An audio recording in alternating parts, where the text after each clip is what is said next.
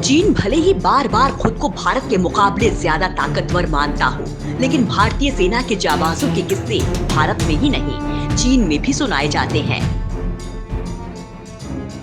भारत और चीन के बीच हुआ 1962 का युद्ध इस बात का गवाह है। साल 1962 को भारतीय सेना के लिटमस टेस्ट के तौर पर याद किया जाता है।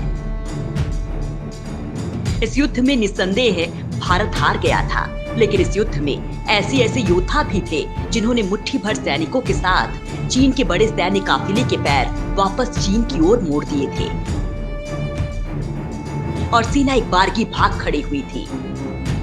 इन जाबाजों की लिस्ट में शुमार है राजस्थान के जैसलमेर से ताल्लुक रखने वाले मेजर शैतान सिंह, जिनका नाम लेते ही चीनी सेना आज भी उस मंजर को याद कर सिहर उठती है।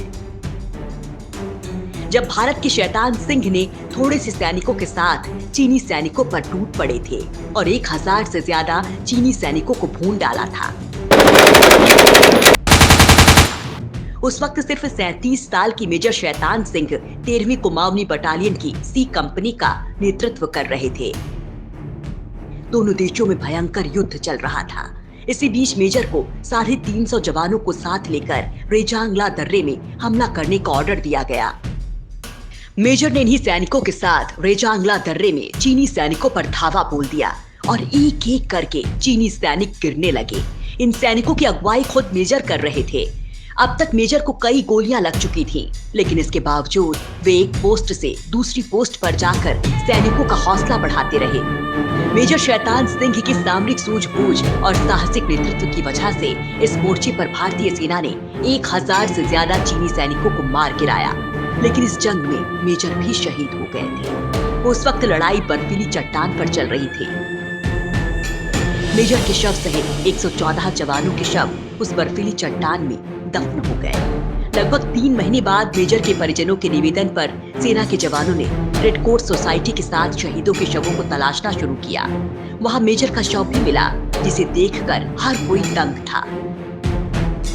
कहा जाता है कि मेजर ने लाइट मशीन गन को अपने पैरों पर बांध लिया था, क्योंकि हाथों पर उन्हें गोली लग चुकी थी और वो पैरों के बल गोलियां चला रहे थे।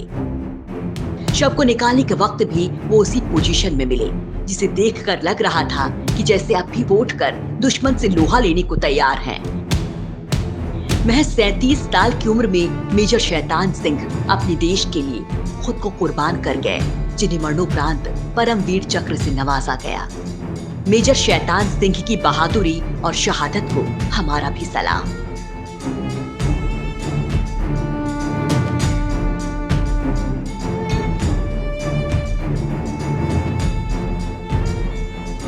Team India links.